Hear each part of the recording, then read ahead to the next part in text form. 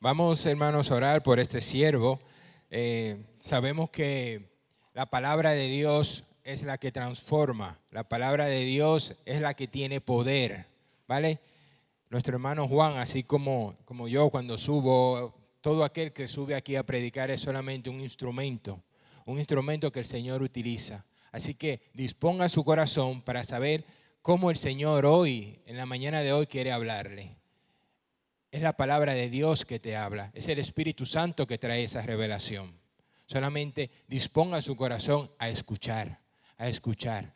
Sean sensibles a la presencia de Dios, a ver qué quiere el Señor hoy comunicarnos a nosotros. Oremos por este siervo, oremos por este vaso de barro que solamente quiere dejarse usar por el Señor. Amén. Padre, gracias por la vida de Juan, Señor, que hoy, Señor, tiene ese privilegio, Señor, y esa responsabilidad de subirse aquí, Señor, a hablar de tu palabra, Señor. Yo te pido, Padre, que seas tú hablando a través de él, que pase el carbón encendido por sus labios, Señor, y que traiga sensibilidad, Señor, a él. Que todo su cuerpo, todo su ser, su cuerpo, alma y espíritu se sincronicen, Señor, contigo. Y que fluya, Señor, ese mensaje que tú quieres traer, Señor, a través de tu siervo, Señor, que muy diligentemente ha estado preparándose, Señor, para este día, Padre amado. Ayúdanos a nosotros, Señor, a ser sensibles, Señor, a tu palabra, Padre, y que tu palabra verdaderamente pueda ministrar nuestras vidas, Señor, y que sea, como dice, como una espada de doble filo cortante, Señor, que atraviesa el alma y los espíritus hasta los tuétanos, Señor. Hoy nos disponemos todos, Señor, a esperar, Señor, y a escuchar lo que tú traes a través de tu siervo Juan, Señor, para esta congregación, para nosotros y para todos los que nos ven a través de las redes sociales, Señor. Bendice, Señor, a tu siervo Juan, Padre, y que sea tu Espíritu, Señor, obrando en la mañana de hoy. Gracias, Señor. Amén.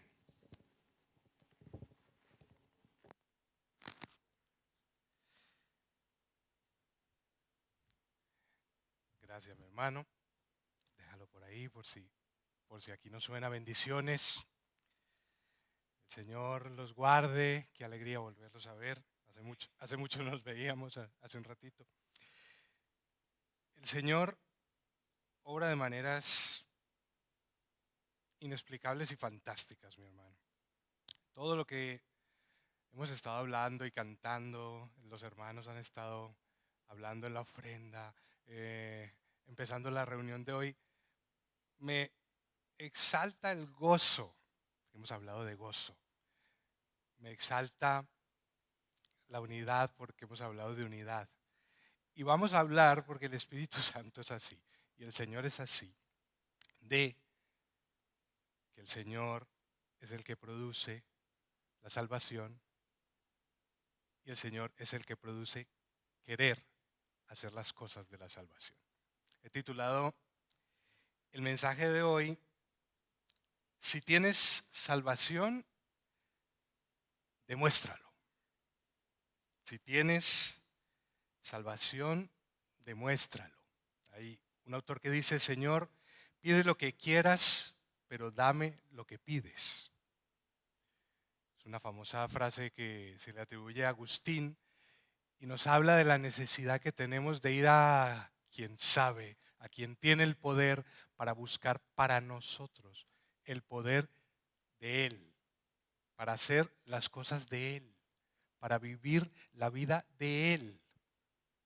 El pasaje que vamos a estudiar esta mañana lo encontramos en la carta de Pablo a los Filipenses, en el capítulo 2, en el versículo 12 y 13. Vamos a ver algunos otros, pero vamos a estar leyendo Filipenses 2, 12 y 13. Y básicamente es una conclusión fantástica del apóstol, que les está contando a los filipenses dos preguntas que nos vamos a hacer hoy. ¿Qué deben hacer? ¿Cómo deben hacerlo? ¿Y por qué deben hacerlo? ¿Vale? Vamos a estar respondiendo qué, cómo y por qué.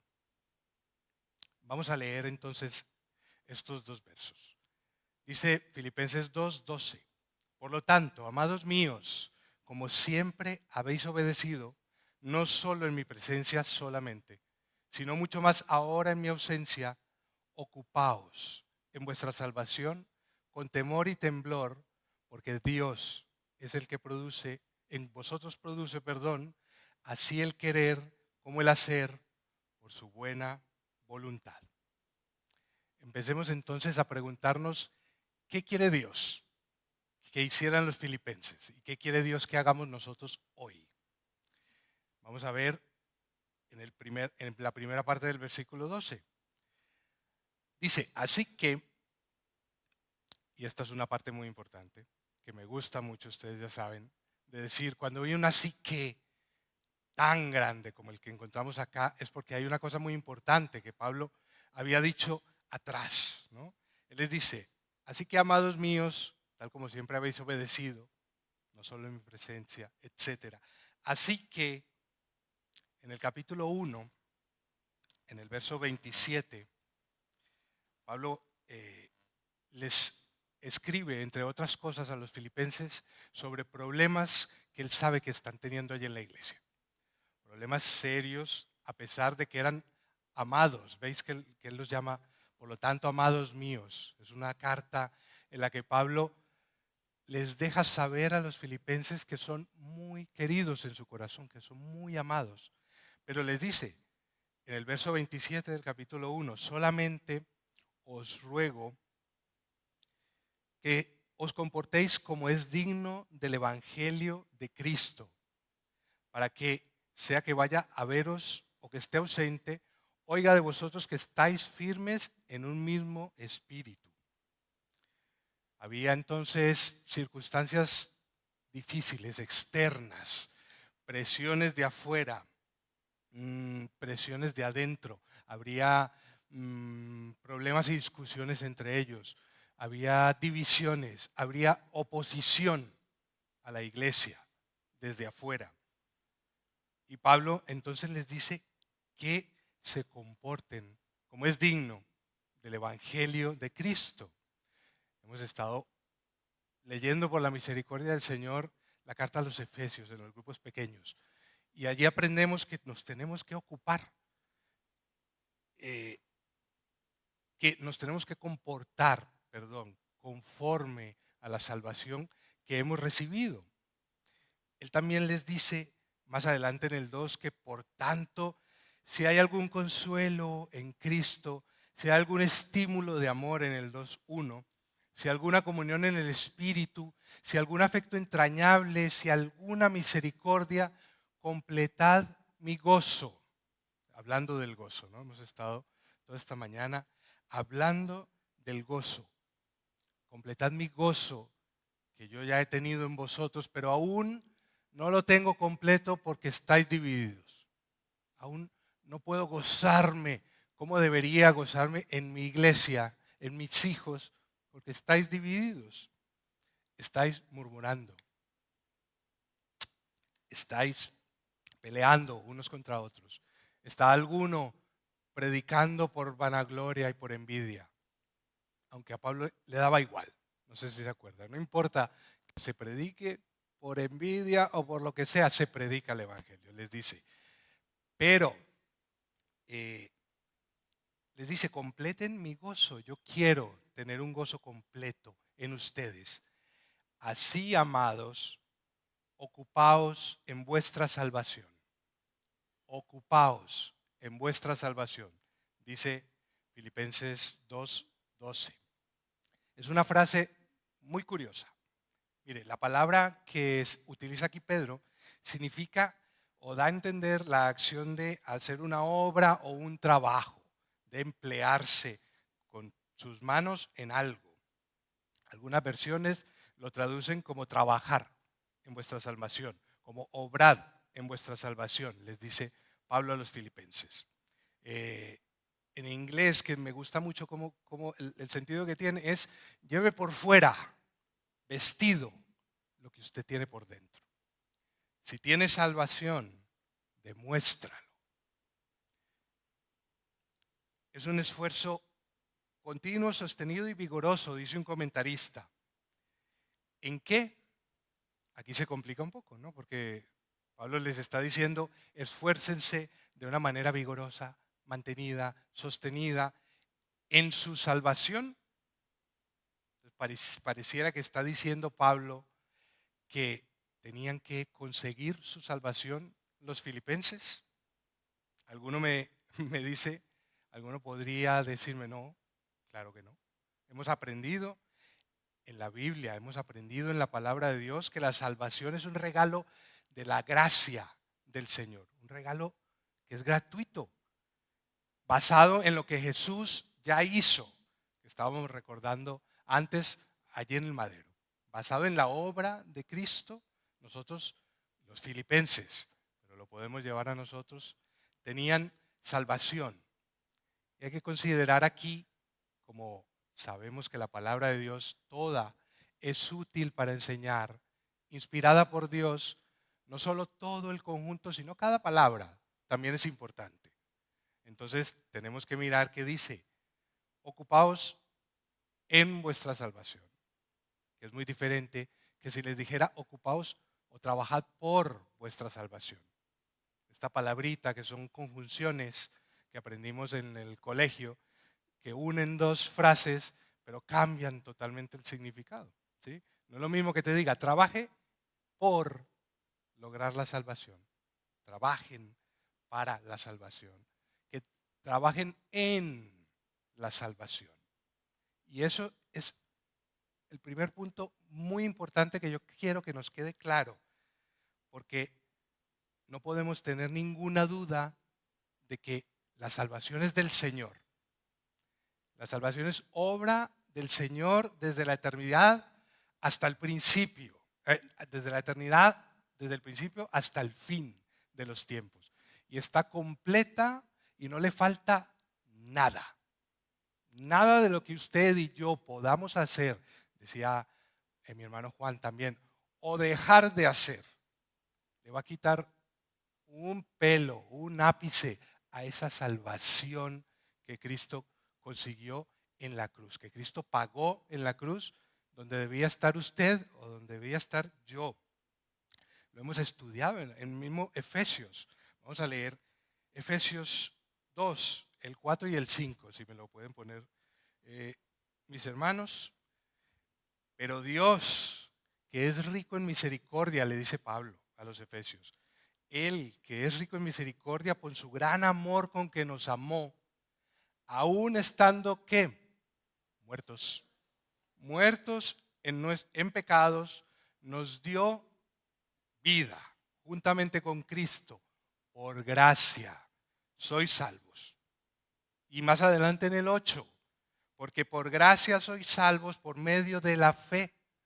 Regalo de gracia por medio de la fe. Y esto no de nosotros, esto no de vosotros, Efesios, esto no de vosotros, Iglesia Rey de Reyes, esto no mío, esto pues es don de Dios. Pablo aquí les está exhortando a los filipenses a que se esfuercen y trabajen por demostrar lo que ya el Señor ha ganado para ellos. La salvación no la tenemos que buscar, conseguir, ganar, como tampoco la podemos perder.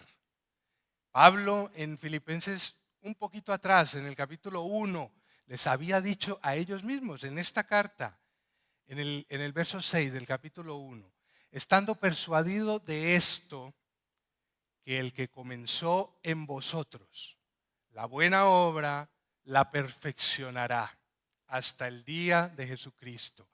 Esta obra, mi hermano, que es usted, esta obra que somos nosotros, esta iglesia, esta novia de Cristo, el Señor la perfeccionará y la llevará perfecta y la glorificará hasta el día de Jesucristo. Pablo no estaba pensando, como dice otro comentarista, en algo que le podamos agregar a la salvación, sino en cómo debemos responder.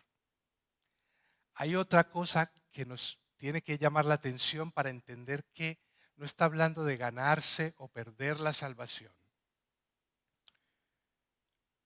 A veces venimos con muchas ideas, a lo mejor de lo que tenemos, nos han explicado, hemos aprendido en la casa. Y yo también empecé a estudiar este pasaje así, con esas ideas. Pero mi hermano, esta carta y este pasaje de los Filipenses no es fundamentalmente una carta doctrinal, no es una carta fundamentalmente teórica, es una carta que es práctica, que les está pidiendo a los filipenses que hagan cosas. El Señor, porque Él, luego lo veremos, ¿vale? Les está pidiendo, compórtate, demuestra lo que yo he conseguido para ti, demuestra lo que tienes dentro, que es mío, yo lo puse ahí para que tú lo enseñes. Estamos enseñando lo que el Señor ha puesto en nosotros. Yo quiero que pensemos un momento todos, desde los que nos paramos aquí, los que cantamos, hasta los que estamos ahí abajo, los que están sirviendo, los chicos, muy importante, los adolescentes. Estamos entendiendo que la salvación es un regalo de Dios y que tenemos que cambiar, que tenemos que obrar conforme a la palabra de Dios. Tenemos que obedecer. También va por el lado del gozo. También se relaciona con el gozo que tanto estamos hablando hoy. Pero tenemos que obedecer y los filipenses tenían que obedecer. Les dice, de nuevo, mirando el verso 12 de Filipenses 2. Como siempre habéis obedecido, no solo en mi presencia solamente, sino mucho más ahora en mi ausencia. ¿Por qué? Porque Pablo probablemente estaba preso en una cárcel. No sabemos bien dónde, pero él no estaba con ellos, estaba preso. Ahora mucho más en mi ausencia, ocupaos en vuestra salvación. ¿Y de qué obediencia es la que debían ocuparse los filipenses? Bueno, significaba esforzarse vigorosa y continuamente, como ya lo hemos dicho, para vencer y para trabajar no en la salvación, sino en cada pecado que tengan delante los filipenses.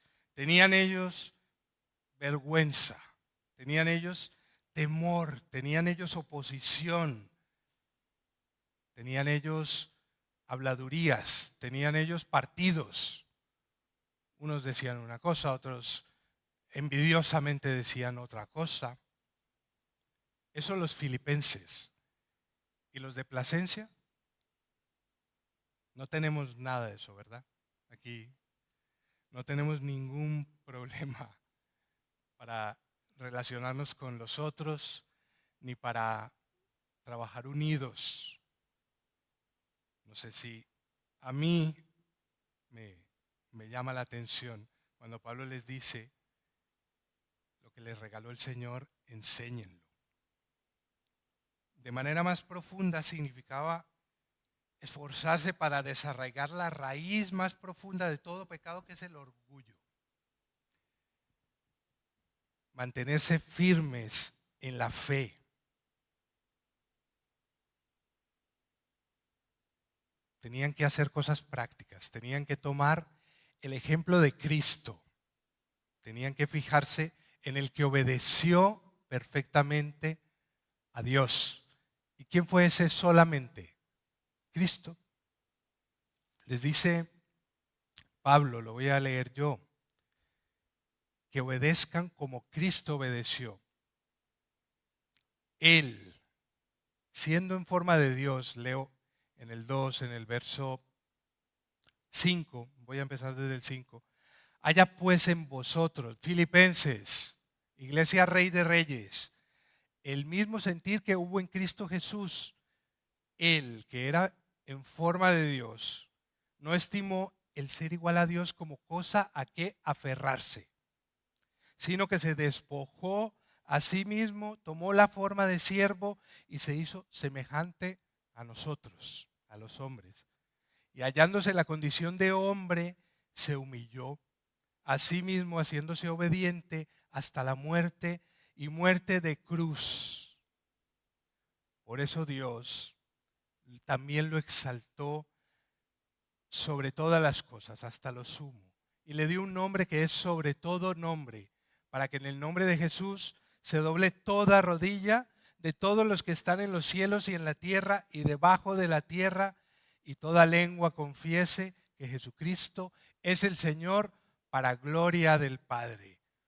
Por tanto, aquí volvemos a venir a nuestro pasaje de hoy.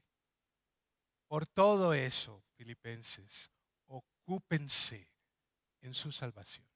Trabajen duro en mostrar que son redimidos, mostrar que no somos como el mundo. Somos hijos de Dios, somos otra naturaleza, somos hechos cosas nuevas.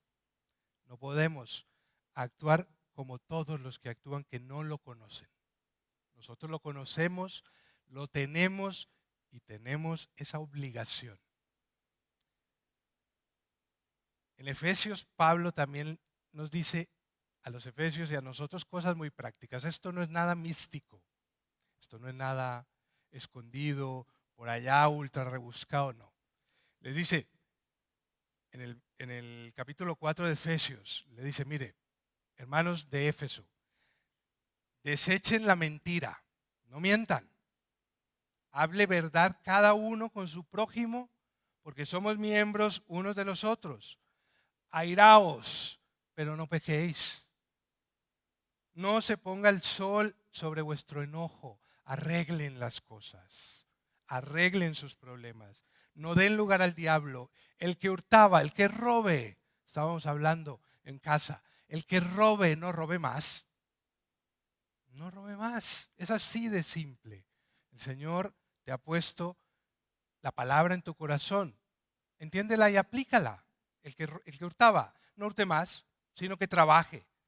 Ninguna palabra corrompida salga de vuestra boca, sino la que sea buena para la necesaria edificación. Hermano, no nos equivoquemos, ya hemos sido perdonados. El perdón, la justificación, la salvación es del Señor. Salvados de la culpa por la obra de Cristo. Pero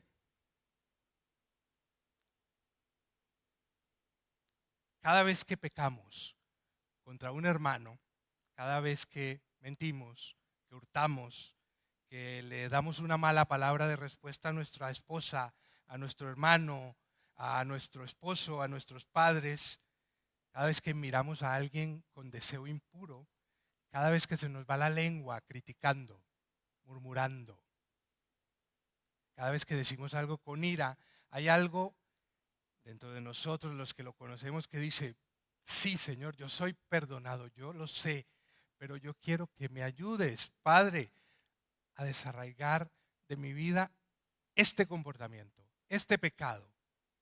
Hay algo que dice como Pablo, miserable de mí, ¿verdad? Miserable de mí. Yo quisiera no vivir más estas cosas que estoy viviendo. Pero mi hermano, le tengo una buena y una muy buena noticia. Me iba a decir una mala, pero no es una mala noticia. Para la salvación no tuvimos que hacer nada para recibir el perdón. Pero para la santificación, ¿se acuerdan que hemos estado hablando todo este año de que tenemos que cada día crecer en santidad? Para eso el Señor sí quiere, demanda, manda a que nos ocupemos. No podemos quedarnos sentados viendo a ver si el Señor viene y no miente por nosotros. No, somos nosotros los que estamos mintiendo. No lo hagamos más. No lo hagamos más. Es así de simple. Piense cada uno. El que mintió hoy, ayer, confiéselo, llévalo delante de la cruz y no lo hagas más. ¿Cómo podían ocuparse los filipenses de su salvación? ¿Cómo?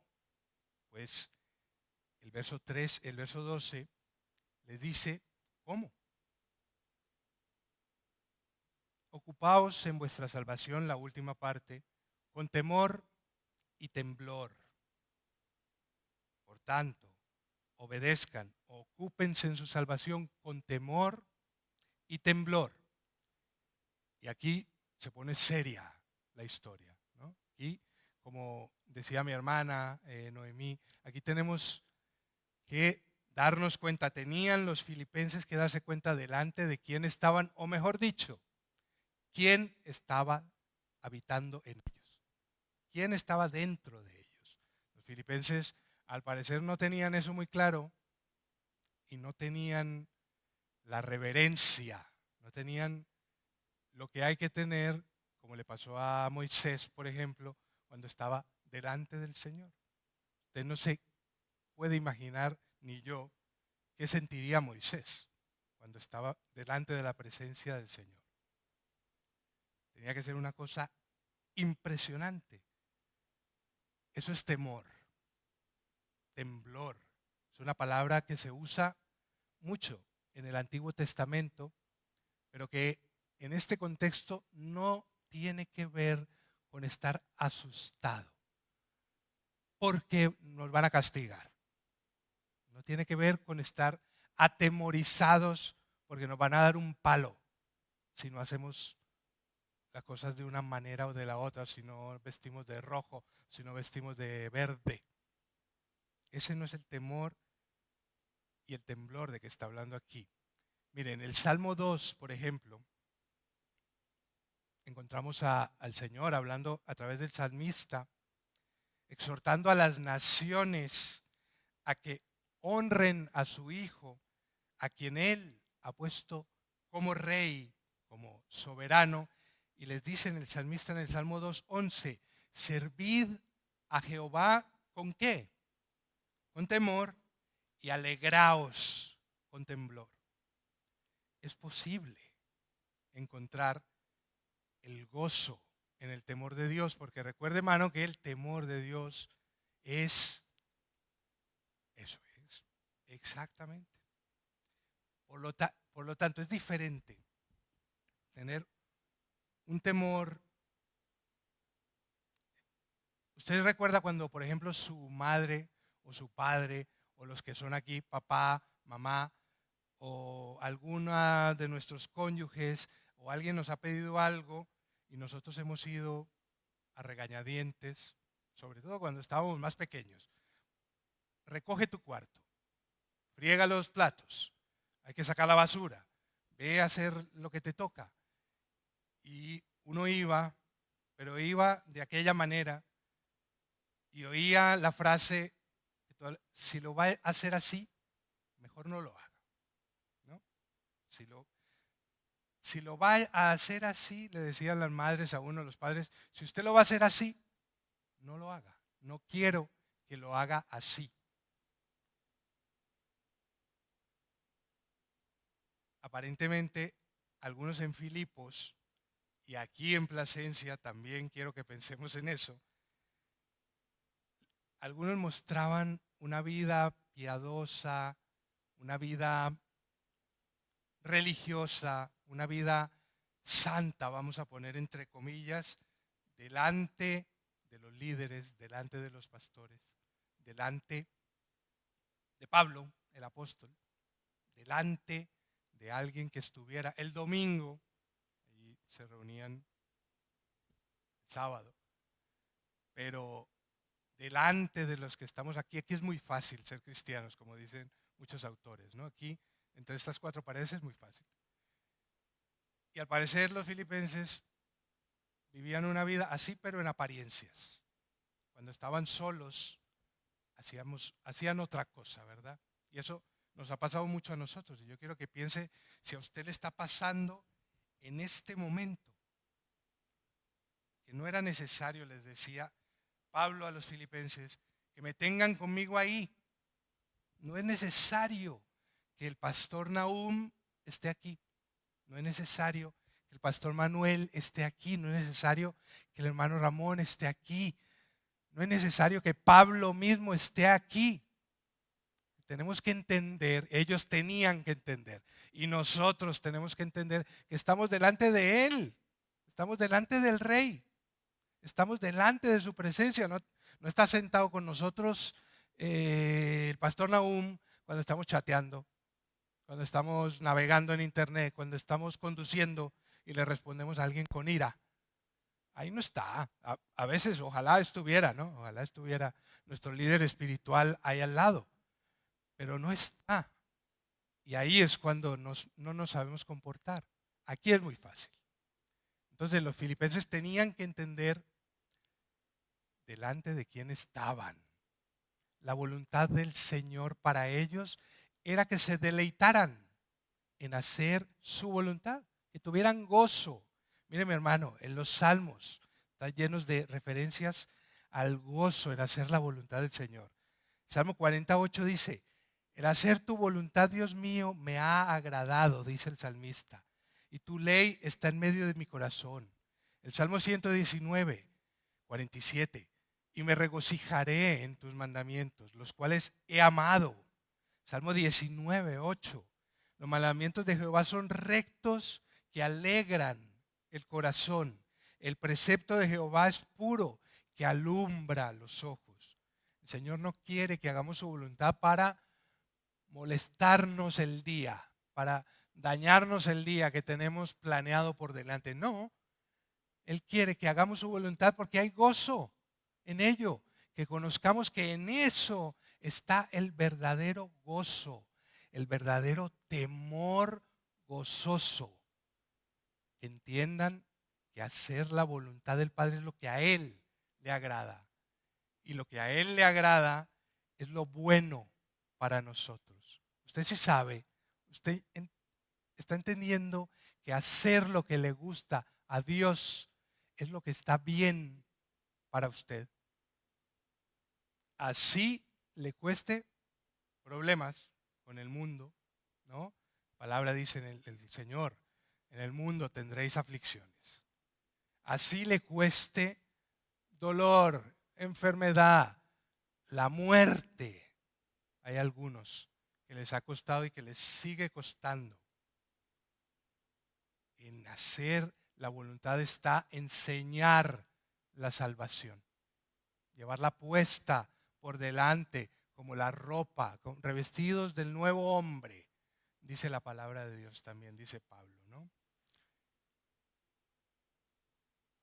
En el verso 15 de Filipenses 2 les dice: para que seáis irreprensibles, filipenses, y sencillos, hijos de Dios y sin mancha, en medio de una generación aquella y esta maligna y perversa, también la de el pueblo de Israel cuando lo sacó del desierto. Estaban en medio de naciones y de una generación maligna y perversa. Que no hagan las cosas como ese pueblo, murmurando, quejándose. ¿Se acuerdan que el pueblo de Israel empezó a murmurar contra Moisés, contra el Señor, que por qué los había sacado de Egipto, que si no había mucha provisión, que si estaban mejor allá en la esclavitud de Egipto, pero tenían que comer? Empezaron a hacer lo que se les decía murmurando. Nuestra murmuración, mi hermano, es decirle al Señor: yo tomo en muy poco la obra que tú has hecho por mí en la cruz. Yo no considero que tú sepas lo que es bueno para mí. Lo voy a hacer como saca la basura. Y es verdad que lo podemos hacer así, podemos simplemente obedecer. Pero también podemos entender que podemos obedecer con gozo, con alegría, porque en la voluntad del Señor, en los dichos del Señor, hay alegría, hay gozo. ¿Por qué debían hacer estas cosas los filipenses? Y ya voy acabando. Y vamos al punto más importante. ¿Por qué debemos hacer la voluntad de Dios? ¿Por qué debemos obedecer? Y está hablando de obediencia, recuérdelo, obedecer como Cristo. ¿Por qué debemos ocuparnos en vuestra salvación? ¿Por qué dice el 13? ¿Por qué? Porque Dios es el que en vosotros produce así el querer como el hacer por su buena voluntad. Dios es el que en vosotros produce así el querer como el hacer por su buena voluntad. Esto es maravilloso, mi hermano. El Señor le manda a los filipenses y nos manda a nosotros que nos comportemos como es digno del Evangelio, porque Él mismo se pone como garantía de que lo vamos a poder hacer y que ahí hay gozo, de que ahí hay gloria, de que ahí podemos enseñar a los otros y ser luz, como les estaba diciendo a los filipenses. El Señor les manda, les da un mandato, les da un imperativo, ocupaos, pero les dice ¿por qué? Y les dice ¿con qué? Con Él mismo. Él mismo, mi hermano. No es que tengamos que obedecer con temor a una consecuencia, no, tenemos que obedecer a raíz de una promesa. Usted se da cuenta de que el Señor le está dando a usted la garantía a través de su Espíritu Santo de que vamos a poder hacer su voluntad y que nos tenemos que mover a hacerla, que nos tenemos que levantar a no mentir, a hablar bien, a no murmurar, a trabajar en el Evangelio. Dios obrará por ti, es una frase muy peligrosa, dice un autor, porque si ahí entendemos que Dios me va a dar la fuerza y la voluntad y los medios, y leo entre comillas, entonces esa frase es verdadera. Dios obrará por nosotros porque nos dará las fuerzas, el medio para hacerlo. Pero si entendemos que nosotros no debemos hacer nada, entonces es falso. Dios no va a obedecer en nuestro lugar. Dios espera que nosotros obedezcamos porque Él ya puso en nosotros el querer como el hacer. Nuestra petición no debería de ser: Señor, ¿qué hago? ¿Tu voluntad o lo que yo pienso o mi voluntad?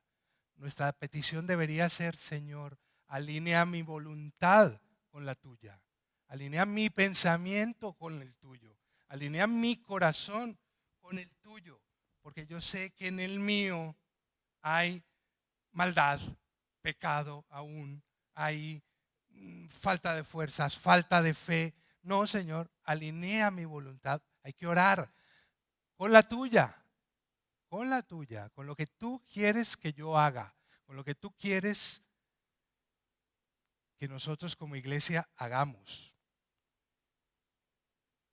Dicen unos teólogos en los cánones de Dort, hablando de la obra de Dios en el hombre, que Él infunde en la voluntad propiedades nuevas, ¿no? Él hace todas las cosas nuevas. Él hace que esa voluntad que estaba muerta reviva, que era mala se haga buena, que no quería ahora que quiera realmente, que era rebelde que se haga obediente. Él mueve y fortalece de tal manera esa voluntad para que pueda, cual árbol bueno, recuerdan que hemos hablado del árbol bueno, dar fruto bueno y el deseo para hacerlo. Cierro las comillas. ¿Cómo no hemos de alegrarnos, mi hermano, y temblar y que nuestras rodillas tiemblen y que caigamos al suelo ante esta idea que Pablo les está diciendo a los filipenses? ¿Sabe quién es el que está obrando en ti? Pero la pregunta es, en serio, ¿sabemos quién es el que está obrando en ti? El creador de los cielos, ese mismo Señor todopoderoso que en un principio dijo: sea la luz, y fue la luz, sin mover un dedo, solamente hablando su palabra, y que hablando vino a la existencia el sol y todos los millones de las estrellas. Está consciente, mi hermano, de quién vive en nosotros. hablando vinieron a la existencia todas las cosas. El Señor tan grande que dice la palabra y todo lo que no era es. Sabemos quién está obrando en nosotros el poder. Sabemos con qué cantidad de poder estamos tratando. El poder mismo del Señor, el que dijo, hágase de la nada. Ese mismo poder es el que está en nosotros, obrando en nosotros. Y eso es estremecedor. Dice uno de mis autores favoritos que si eso no le hace temblar y no le hace pensar en esa razón para temer y temblar y ocuparse de su salvación, es porque no hemos entendido que Él es el que produce en nosotros el querer, así como el hacer. Y eso, para acabar, es lo que le dice el Señor a su pueblo en Isaías 43, verso 1. Y quiero que acabemos oyendo bien estos versículos, porque toda la carta de los Filipenses va enfocada al gozo de la salvación, no a la alegría frívola, no al contentamiento vano en cualquier cosa, en las cosas superficiales, no, al gozo de la salvación. Y dice el Señor a través de Isaías: ahora así dice Jehová, creador tuyo, oh Jacob, y formador tuyo, oh Israel, no temas, porque yo te redimí, te puse nombre, mío eres tú. Les dice más adelante en el 5, no temas, pueblo mío, porque yo estoy contigo. Del oriente traeré tu generación y del occidente te recogeré. Les había dicho en el 41, un poco antes, no temas, porque yo estoy contigo. No desmayes, porque yo soy tu Dios que te esfuerzo. No eres tú el que te esfuerzas, aunque lo tienes que hacer, pero yo soy tu Dios que te esfuerzo. Siempre te ayudaré, siempre te sustentaré con la diestra de mi justicia, con el poder que hay en mi mano, dice el Señor. No en mi mano, en la mano del Señor. No en la mano de tu predicador favorito, no en la mano del pastor, en la mano del Señor. Esfuérzate, porque yo estoy contigo. Si tienes salvación, mi hermano, demuéstralo, decíamos al principio. Y yo quiero que nos vayamos con eso en la cabeza, iglesia, Rey de Reyes. Demostremos la salvación que el Señor, por pura gracia y por pura misericordia, nos ha extendido. Que no nos ha costado nada y a Él le ha costado todo. Demuéstrala, ocúpate en ella, llévala encima, póntela como ropa, como cartel de presentación. Yo soy de Cristo, yo soy del Señor. Pero también te quiero preguntar a ti si no tienes salvación. A ti que a lo mejor no conoces de lo que te estoy hablando, de que estás oyendo estas cosas, pero no sabes qué gozo es este, que no sabes qué alegría es este, que no sabes de qué salvación está hablando la palabra de Dios. Corre ahora a Cristo. Corre ahora a la cruz. Reconoce que tú no puedes. Reconoce que solamente Cristo puede salvarnos de la muerte eterna, del castigo eterno, de la ira de Dios. Entonces ahora los que somos salvos, no tenemos temor a la ira de Dios. Ahora los que somos salvos, no tenemos temblor, porque el papá va a venir a darnos un azote. Tenemos reverencia, tenemos temblor de amor, porque el Señor mismo habita con nosotros. Gracias, Señor.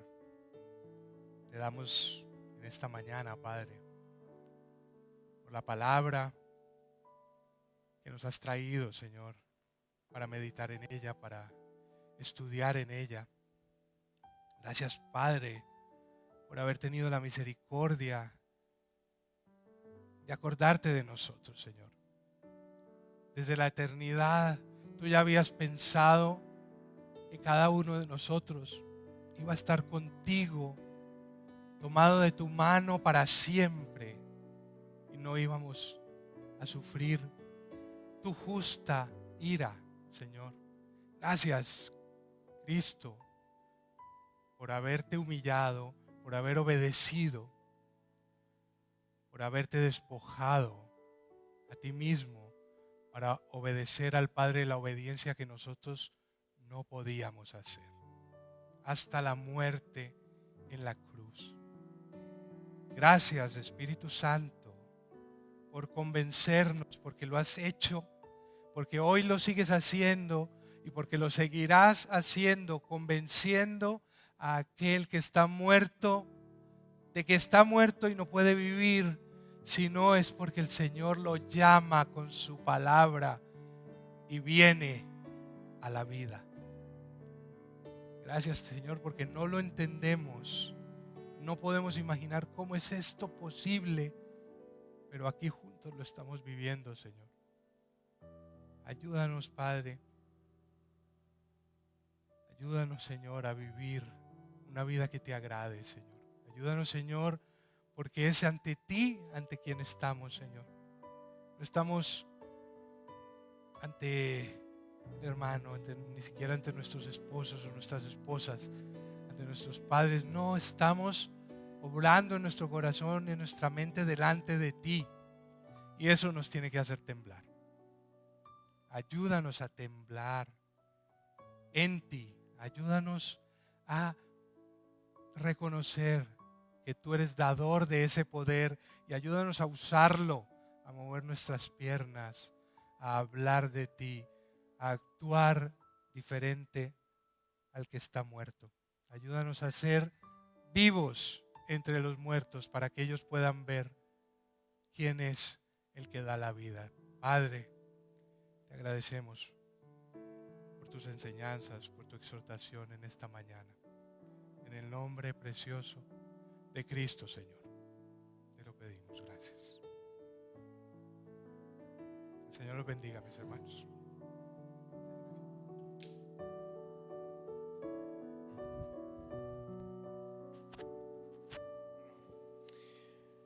Maravillosa palabra de Dios. La verdad es que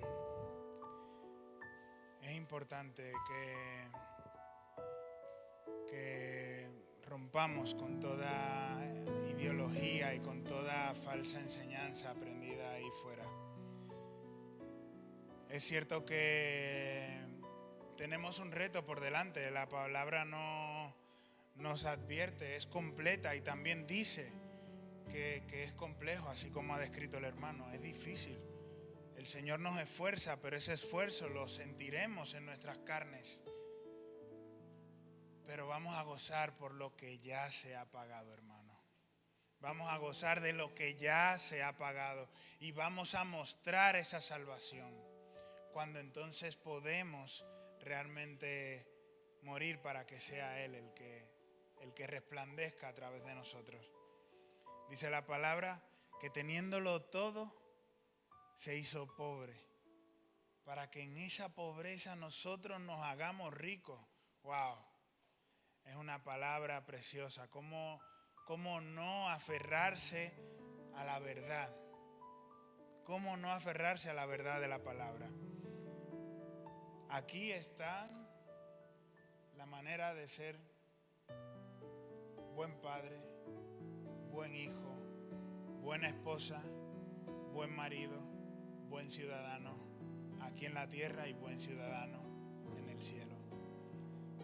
Así que les invito, hermanos, a que reflexionemos acerca de esta hermosa prédica y palabra que ha traído nuestro hermano. Nos despedimos de los hermanos que nos ven en las redes sociales. Saludo también a nuestra hermana Altagracia. Perdone que antes me distraje con la emoción y bueno, bienvenida también, hermana. La madre de nuestra hermana Yosardi. Es un gozo tenerla por aquí. Nos despedimos, hermanos, de la conexión. Nos vemos en la siguiente reunión. Bendiciones.